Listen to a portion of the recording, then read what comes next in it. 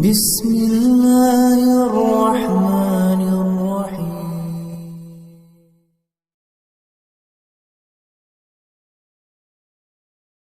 امام مالک رضی اللہ تعالیٰ عنہ فرماتے ہیں کہ انسان کی دو پیدائشیں ہیں. There are two births of every human. انسان کی دو پیدائشیں، ایک پیدائش وہ ہے جب وہ دنیا میں آتا ہے، اور دوسری پیدائش وہ ہے جب وہ اپنے ٹیلنٹ کو ڈسکور کرتا ہے کہ میرے اللہ نے مجھے بنایا کیوں ہے. ہمارا صرف نہ پڑھانے والا جب صرف نہ پڑھا رہا ہے، اگر بچے کی استعداد نہیں ہے تو ڈنڈا اٹھا کے مار رہا ہے، پڑھا رہا ہے، شاید وہ بچہ حافظ قرآن بننے کی صلاحیت رکھتا ہو. ہمیں یہ بھی نہیں پتا ہوتا کہ یہ علم حدیث اس کا شعبہ ہے یا علم فقہ اس کا شعبہ ہے. تو ٹیلنٹ ڈسکور کرنے کا طریقہ کیا ہے؟ امام الحرمین امام جوینی نے اس پر کلام کیا ہے، امام غزالی نے اس پر کام کیا ہے. دور حاضر کے غیر مسلم اسلام پر اعتراض کرنے والوں نے اس کو اپنا لیا اور آج وہ لوگوں کو سکھا رہے ہیں. ہمیں پتہ ہی نہیں ہے ہمارے اللہ نے ہمیں بنایا کیوں ہے.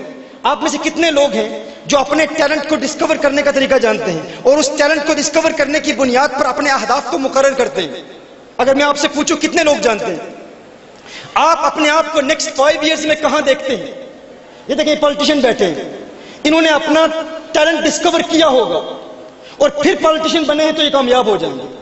کتنے ایسے لوگ ہیں جو والدین کے کہنے پر ڈاکٹر بن رہے ہوتے لیکن در حقیقت وہ انجینئر ہوتے ہیں، در حقیقت وہ وکیل ہوتے ہیں، در حقیقت وہ بزنس مین ہوتے ہیں. آج بھی اسرائیل میں آپ چلے جائیں تو سب سے پہلے چھوٹے چھوٹے بچوں کو یہ سکھایا جاتا ہے کہ تم نے اپنا ٹیلنٹ کس طرح ڈسکور کرنا ہے، کہ تمہارے اللہ نے تمہارے اندر وہ گوہر نایاب کیا رکھا ہے، وہ صلاحیت، وہ استعداد، وہ قابلیت، وہ مہارت، وہ ٹیلنٹ کیا ہے.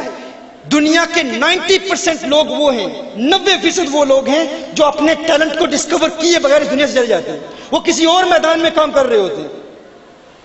اسرائیل میں آج اگر کوئی بچہ میڈیکل ڈاکٹر بن رہا ہو، کامیاب ڈاکٹر ہو، لیکن اس کے پاس کوئی بزنس کا آئیڈیا نہ ہو، کاروبار نہ ہو، کاروبار کا کوئی آئیڈیا اس کے پاس نہ ہو، تو اسے نکما کہا جاتا ہے، نااہل کہا جاتا ہے. ہمارے ہاں بڑے بڑے بزنس مین جو ملٹی ملینئر بن سکتے ہیں، وہ کیا کر رہے ہوتے ہیں؟ ماں باپ کہہ رہے ہیں تم ڈاکٹر بنو، وہ ڈاکٹر بننے کی کوشش کر رہے ہیں. جو درس نظامی پڑھ رہا ہے وہ شاید علم حدیث میں مہارت رکھتا ہو، وہ صلاحیت ہو، لیکن اس کو فقہ پڑھایا جا رہا ہے، اس کو منطق پڑھایا جا رہا ہے. کوئی منطق میں مہارت رکھنے کی صلاحیت رکھتا ہے، اسے فقہ پڑھایا جا رہا ہے. علماء کے لیے بھی ضروری ہے اور ہماری یونیورسٹیز کے لیے بھی ضروری ہے کہ ہم ٹیلنٹ کو ڈسکور کرنے کا طریقہ سیکھیں. حضرت عبد الرحمن بن عوف رضی اللہ تعالیٰ عنہ جیسا شخص جو عشرہ مبشرہ میں سے ہیں، ان سے بڑا تارک دنیا کون ہے؟ اس دور کے بلینئر ہیں، بلینئر. اور آج کے صہیونیوں نے، یہودیوں نے اسرائیل میں نبی کریم صلی اللہ علیہ وسلم کی تعلیمات کی روشنی میں کہ حضور نے عبد الرحمن بن عوف کو تاجر کیسے بنایا، اس پر عمل کر کے آج صہیونی پوری دنیا کی اکانومی میں، پوری دنیا میں چھائے ہوئے ہیں. لیکن ہم مسلمان کہتے ہیں ہم تو تارک دنیا ہے. بھائی وہ مولوی کیا تارک دنیا ہے؟ وہ عالم کیا تارک دنیا ہے جو تقریر کے لیے پیسے لیتا ہے، جو بیان کے لیے پیسے فکس کرتا ہے؟ وہ کہاں کا تارک دنیا؟ میں اس کو حرام نہیں کہتا، میں اس کو جائز سمجھتا ہوں. خدمت لینا جائز ہے، ہم اپنے لیے حرام ہم نے رکھا ہوا ہے، اس کو ناجائز نہیں کہتا. ہمارے بزرگ لیتے رہے ہیں، لیکن وہ یہ تو نہ کہے نا کہ جو تجارت سکھاتا ہے، بزنس سکھاتا ہے، اور اپنی ذات کے لیے نہیں، کنزیومرزم کے لیے نہیں، not to make money for the sake of making money، پیسہ بنانے کے لیے پیسہ نہیں بنانا، کسی بڑے مقصد کے لیے. میرے آقا صلی اللہ علیہ وسلم نے ارشاد فرمایا ہے مسلمانوں، اگر تم نے تجارت کو چھوڑ دیا تو تمہارے مرد کافر مردوں کی غلامی کریں گے اور تمہاری عورتیں کافر عورتوں کی غلامی کریں گے. یہ کس کی حدیث ہے؟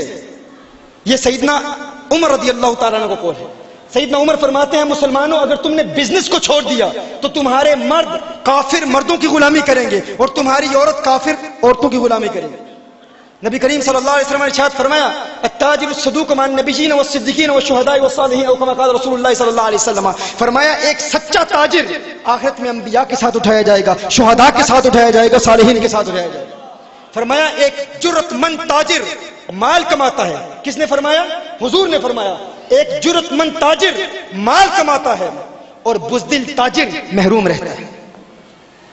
میرے آقا صلی اللہ علیہ وسلم نے رزق کے حوالے سے فرمایا رزق کیسے لینا ہے، اور اس میں رزق، تجارت میں، بزنس میں رزق اور بے وقوفی میں فرق کیا ہے، اس پر بھی الحمدللہ ہم بہت کلام کر چکے. لیکن یہ ہماری ذمہ داری ہے کہ ہم اپنی آنے والی نسلوں کو اس طرف بھی متعارف کرائیں، اور علماء کرام کے لیے بھی انتہائی اہم ہے تاکہ ہماری اکانومی اس قدر مضبوط ہو جائے. اور یہ حکومت کے لیے بھی ضروری ہے، پاکستانی حکومت کے لیے بھی ضروری ہے. آج میں جتنی بھی یونیورسٹیز میں جہاں گیا ہوں جتنے بھی ایجوکیشنل انسٹیٹیوٹس میں میں گیا ہوں, ہر اسٹوڈنٹ, ہر یونیورسٹی میں پڑھنے والے کی ایک ہی فکر ہے, اس نے نوکری کرنی ہے. کوئی ایم بی اے کا اسٹوڈنٹ ہے, بی اے کا اسٹوڈنٹ ہے, جس سے پوچھو تمہارا منتہا نظر کیا ہے, تمہارا ہدف کیا ہے, بس وہی اندھا دھند تقلید, گو ود دا فلو, جو سب کر رہے ہیں میں وہی کروں گا. اس نے صرف نوکری کرنی ہے. کیوں نوکری کرنی ہے؟ کیونکہ سب نوکری کر رہے ہیں. احباب کیا کارے نمایاں کر گئے, بی اے کیا, نوکر ہوئے, پینشن ملی, پھر مر گئے. کوئی مقصد ہی نہیں ہے, کوئی فکر ہی نہیں ہے, کوئی گول ہی نہیں ہے. اس وقت پوری دنیا میں 12,000 ملٹی نیشنل کمپنیز ہیں, جن میں 500 ملٹی نیشنل کمپنیز وہ ہیں جن کا نام سب سے بڑا ہے, سر فہرست نام. ان میں سے ایک بھی ملٹی نیشنل کمپنی پاکستان کی نہیں ہے. امریکہ کی بے شمار, انڈیا کی بے شمار.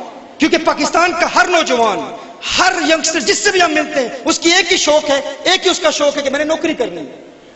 بزنس کے آئیڈیاز اس کے پاس ہے ہی نہیں. ترقی یافتہ ممالک میں ہلکی شرطوں کے ساتھ بزنس کا آئیڈیا ڈسکور کرنے والے کو قرضے دیے جاتے ہیں. ہمارے یہاں یہ فکر ہی نہیں ہے, ہمارے یہاں یہ سوچ ہی نہیں ہے. کیوں نہیں ہے؟ ترقی یافتہ ممالک میں سب سے بڑا المیہ یہ ہے کہ وہاں کم عمر نوجوان بہت کم پائے جاتے ہیں. پاکستان میں 50% سے زائد لوگوں کی عمریں 25 سال سے کم ہیں. اس قدر ہمارے یوتھ ہیں, اس قدر ہمارے ہاں نوجوان ہیں, لیکن سارے نوجوان ایک ہی کام کر رہے ہیں, ہم نے نوکری کرنی ہے, نوکری کرنی ہے. کیوں؟ کیونکہ ہمارے منہج پر, ہمارے سٹیج پر تجارت نہیں سکھائی جاتی, بزنس نہیں سکھائی جاتی. لیکن میں نے یہ دیکھا ہے کہ یہ خودداری, یہ غیرت, یہ وقار اور علماء کو باوقار منبر دینا, یہ محدث اعظم علیہ رحمہ کی کرامت ہے. یہ ان کا منہج ہے, یہ ان کی سوچ ہے.